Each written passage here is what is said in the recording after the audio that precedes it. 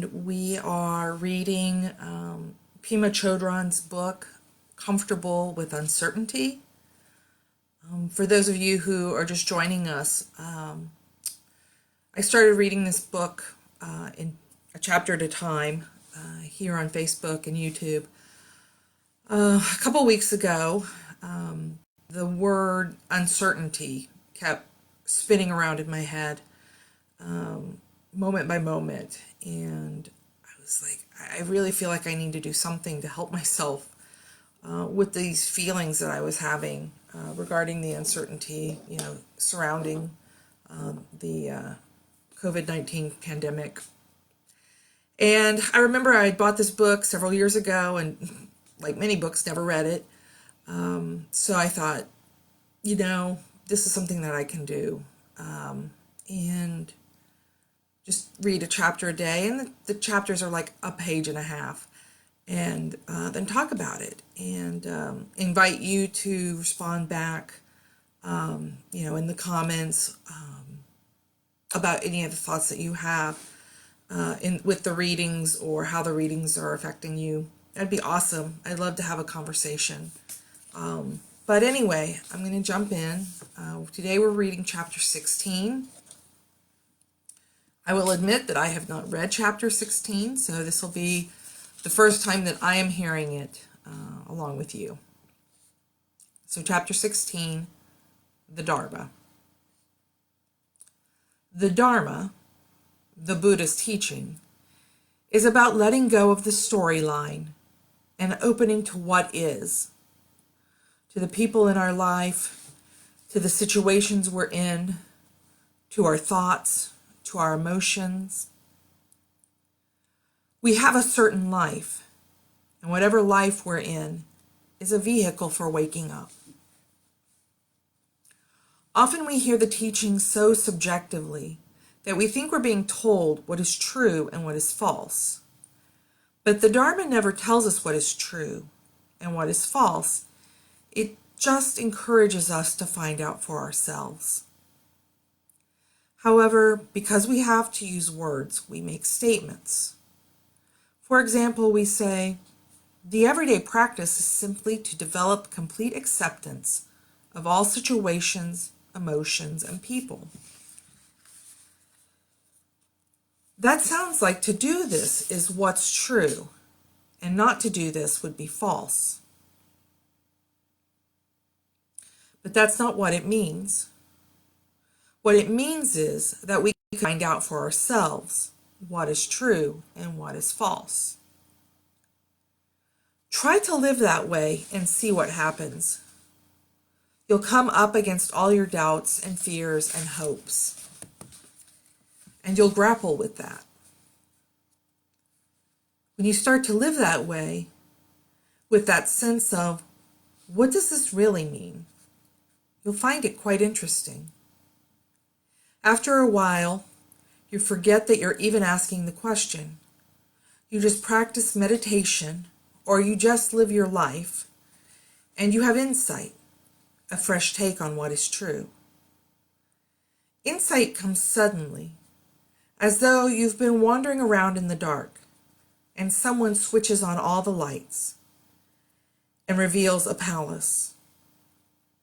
It's been there all along.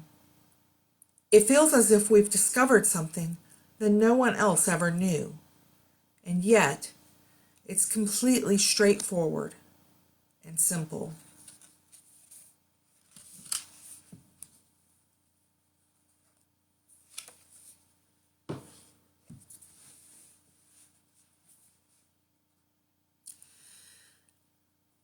Reading that, I'm reminded of three things. I'm reminded of a time when I was in high school in Oklahoma, and I was taking a class that was basically a current events class. I don't remember what it was called exactly, but every week we would get a subscription to, I think it was Newsweek, and there was another magazine. They both came out like once a week, once a month. And each week we would go through the magazine, and each student would pick an article, and we would read that article and critique that article and do a little bit of background research on it, and then present that to the class. And then I think our final project for the year was to pick a topic, any topic, and do research on it and present it to the class. And the topic that I chose, along with a friend of mine, was mind control techniques and questioning authority. We were really popular in Oklahoma in the 80s. And I just remember this one exchange that I had with a student who, we were talking about, like, you have to question everything. If somebody tells you something, you have to examine yourself, and you have to think about, does it make sense, with the world that you live in? You had to apply some critical thinking to it, and then make up your own mind. And this one student says to me in all earnestness, so what you're saying is we should question authority. We should question everything, even if it comes from our minister or pastor's mouth, right? Is that what you're saying? Yes. Yes, that is what I was saying. I was saying that no matter where it comes from, you should question it. You should examine it. You should, analyze it, and then make up your own mind. And this not only goes for the things that people tell us and that authorities tell us, but it also is like just things that happen in your life, coming to it with a spirit of curiosity and exploration. And I think as the Buddhists teach, and as I learned from my teacher, Katrina Messenger, to come at it with beginner's mind. What is there new to learn about this thing that's coming into my life? What does it mean? What is happening here beyond maybe the story that I've always told myself that's happening?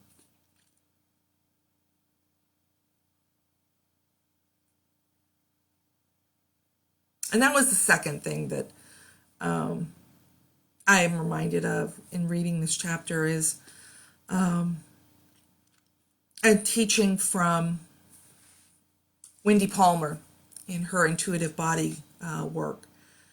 And one of the questions that she teaches is what would it be like? And so whenever you're faced with a question, you ask that question of your body. And instead of rushing to answer it with our minds, she talks about truly listening to what arises from the body. And one of the questions that she brings up over and over is what would it be like if I had more love? What would it be like if I had more joy? What would it be like if I had more curiosity? So coming to life with this, again, this spirit of curiosity. And then the last thing that I was reminded of when reading this is a teaching from my teacher, Katrina Messenger, about mystery. That mystery, with capital M, has to be experienced, and that a secret is something that once told to you is known. You don't have to go and explore it on yourself. Somebody tells it to you and then you know it. Mystery, when experienced, mystery when experienced is still a mystery, and that mystery is always right in front of us. It is always right there for us to reach, to touch. And I guess it was the line, We feel as if we've discovered something that no one else ever knew, and yet it's completely straightforward and simple. And that's again one of those paradoxes of mystery. It's like, it's not hard, it's not difficult, and yet, and it's right there in front of our nose, and yet, it's such a delight to discover.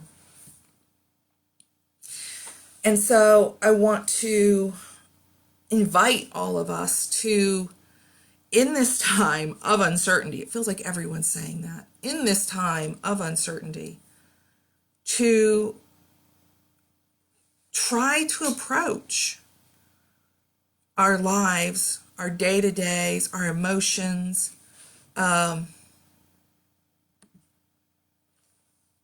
to approach that with a spirit of curiosity, with a spirit of not knowing already, and discover what is there for us.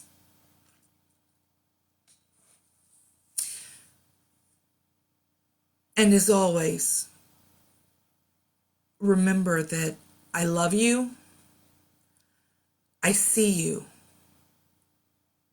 and I am here for you. Let us all try to be kind to each other and to ourselves.